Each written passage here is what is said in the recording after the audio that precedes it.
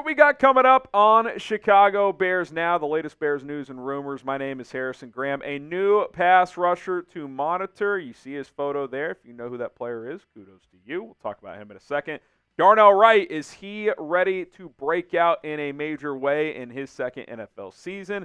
And Jonathan Owens, going to go to the Olympics to support his wife, Simone Biles. Pretty cool story there. We'll touch on that as well. July is here, which means it's time for a July sub battle. We're going to take on the 49ers report this month. 0-0, starting fresh in July. Let's beat the Niners report in new subs in the month of July as football is upon us in the month of August. All right, that pass rusher I mentioned was Jerry Hughes. Kevin Fishbain of The Athletic did a mailbag recently on The Athletic and was asked about pass rushers, and he mentioned Emmanuel, Ogbah, Yannick, Ngakoue, a couple of guys that have been mentioned a lot, including on this show. But he also brought up Jerry Hughes, and I was like, okay, that's a new name. We haven't talked about him a ton, so let's dive into him a little bit. Here's what Fishman had to say. He does a great job over there. He said, I imagine General Manager Ryan Poles and Coach Matt Eberflus don't need a full week of camp to know they could use another defensive lineman who can get to the passer. Jerry Hughes, 35, who played for the Bears defensive coordinator Eric Washington in Buffalo, could be an option for a season. And again, we haven't talked about Hughes much. I've mentioned him in passing here and there, but we haven't really taken a deep dive into him like we have with Ngakoue and Ogbah and Calais Campbell before that, now that he's signed with Miami, not anymore. But Jerry Hughes is another free agent out there, and he's had quite the career, man. Former first-round pick with the Colts, 14 NFL seasons, 9 of those with the Buffalo Bills, including 2 with Eric Washington. 70 career sacks. He's kind of just been a steady guy. He's not going to end up in Canton or anything, but 70 sacks in 14 NFL seasons, you're doing something right to play that long and play at a high level. He will be 36 in August, so he's certainly on the older side of things compared to an Ogbah or an Ngakoue, Ngakoue's 29, Ogbah I think is 30, so they're certainly a little bit younger, but he's still a productive player. You look at his last 4 years. Last year he took a dip a little bit in sack production, but just 2 years ago he was very good. And one thing that stands out is durability. He's played in 17 games 3 straight years in a row, 9 sacks 2 years ago. But even though his sacks went down last year with the Houston Texans, his pass rush win rate, when you combine the last 2 years, and by the way, it was still over 10% last year, 13.4%. And what is pass rush win rate? It means on every pass rush snap, when it's a clear pass, when it's a passing down for the opposing team, he pressures the quarterback 13.4% of the time. So 1 out of every 7-8 pass rush reps he gets home, it's average to above average. It's not incredible, but for a rotation pass rusher who's going to be 36 years old, pretty good. If you're over 10%, that's at least solid, serviceable. He can still rush. He can still get after the quarterback.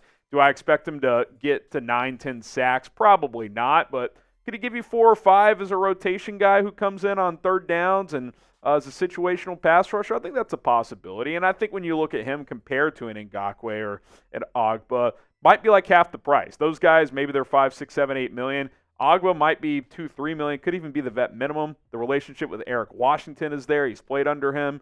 So I think it's an intriguing fit. He remains out there, and if you want to keep costs low, he could be someone you go out and sign. So let's give you guys 3 options, and you pick one. This is also our live poll if you're watching live right now. Pick a pass rusher. If you want Emmanuel Ogbah, type EO. If you want Yannick Ngakoue, type YN. Or if you want Jerry Hughes, you can type JH. I would still go with Ogbah. I came to that conclusion recently. He's my top guy that's still out there. I wanted Calais Campbell, but kind of felt like he was always going to sign with a 3-4 team. Ogbah wants to play for a 4-3 per his agent, Drew Rosenhaus. Ryan Poles' connection there for his year in Kansas City in 2019. He fits Matt Eberflus' scheme. And, he's going to cost more than Jerry Hughes, but I don't think you're going to have to break the bank with him. I think you're talking maybe $6-7 million at most. So I would choose Emmanuel Ogbah, but any of those 3 guys I'd be perfectly happy with. Okay, let's talk about Darnell Wright. Is he ready to break out? USA Today did a breakout candidate for all 32 teams, and they named Wright as the Bears' top breakout guy. And there's a lot of candidates on this team. Tyreek Stevenson, you could look at some other guys as well. Jaquan Brisker, Kyler Gordon. I did my own full breakout candidates video a few weeks back. Subscribe and go check that out. But Darnell Wright has all-pro potential. I remember Corey Wooten said before the draft, his film analysis of him coming out of Tennessee was he's Trent Williams light on the right side. I mean, if he's 80% of Trent Williams at right tackle, you're talking about a multi-time Pro Bowler and probably an All-Pro at some point because Trent Williams is one of the best left tackles of all time. And you see it with the violence he plays with, how big he is, but how athletic and quick he is for his size. Alyssa Barbary of Bears Wire via the USA Today Network said this about why she chose Darnell Wright as her breakout candidate. The Bears look to have found a franchise right tackle in Wright who held his own against some of the league's best pass rushers as a rookie starter. Wright is certainly a player to watch heading into the 2024 season, especially as he'll be key to rookie quarterback Caleb Williams' success. That is key, no question about it. But when I look at this offensive line, he and Tevin Jenkins are the guys I trust the most when healthy. Darnell Wright doesn't have injury history, but Tevin does, obviously. But if everyone's available and healthy, I trust those two guys the most. I don't know who I trust more. Tevin's obviously got 3 seasons compared to Wright's 1, but I feel very good about those. I feel pretty good about Braxton Jones. You need both offensive tackles to be solid because I don't feel great about center and right guard. I know I sound like a broken record. I keep saying it, but the Ryan Bates, Coleman Shelton thing at center, I think it's better than what you had last year, but I still don't think it's great. And Nate Davis at right guard, I still have questions. I got to see more. I hope we get to training camp and there's no issues. He's ready to go. But you need both of your anchors on the outside to be good because that can help mitigate potential problems that you have on the interior. Now, who do you think will have a better 2024 season? Type DW for Darnell Wright or BJ for Braxton Jones. I think it'll be Darnell Wright. I think he was better already last year, although Jones was solid a year ago. And the arrow's pointing way up for Darnell Wright, where it is for Jones. It's still pointing up, but there's a ceiling there. Darnell Wright could crash through that ceiling and keep going north. Like he's got incredible physical tools, talent, and upside there. FGB, FGB, FGB, FGB. With football season upon us, get yourself an FGB t-shirt at chatsports.com/FGB. That link will be in the comments and description of this episode. So click and shop today, and even if you don't want to buy one, FGB's in the comments.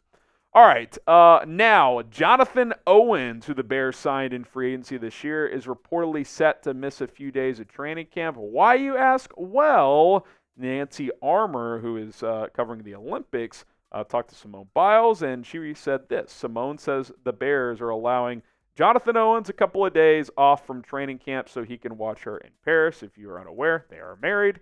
And my initial reaction to this is pretty cool, right? It's cool to see the Bears have the self-recognition of just like, hey, man, this guy is married to an international superstar. It's probably her last Olympics. Let's let him go over there for a few days during training camp and go support her. The women's gymnastic dates are from July 28th to August 5th, so it's only a week. If I had to guess, and I'm not sure what dates they'll choose there, you could really go one of two ways. You could let him go on the front end and probably just not play in the Hall of Fame game on August 1st as you look at the preseason schedule. But I think more likely, because the later you get into those dates is when the competition really ramps up, I would guess maybe he's in Canton on that Thursday, and then he flies to Paris Friday morning and is there, or maybe even that night after the game, and is there through the 5th and then comes back and gets ready for Buffalo on the 10th. Because, A, you have 9 days between the 1st and the 10th. B, that's when the competition ramps up, so like higher leverage things for him to watch Simone compete in. So I would guess he's going to fly out after the Hall of Fame game, hang out there from the 2nd to the 4th, 2nd to the 5th, fly back, get a couple training camp practices in, and even if he has to miss a preseason game, it's not that big of a deal. Like if they hold him out of the game, this coaching staff's pretty conservative anyway. And look, it'd be one thing if this was like a high-level starter that's young and needs all the reps. Like Caleb Williams can't go to Paris for 4 days during training camp. Like you just can't have it. But your number 3 safety, like, yeah, let him go for 72 hours and then come back. I don't think it's that big of a deal. I think it's cool the Bears are doing this for him. And, hey, if I was married to an Olympian, I'd probably want to do the same thing. So that's pretty freaking cool. Subscribe to the channel. Appreciate all of the love and support. We are on the track to 95,000 subscribers, trying to get there by training camp. That is our goal, and we're trying to take down the 49ers report this month in new subscribers. Help us do so by hitting that sub button.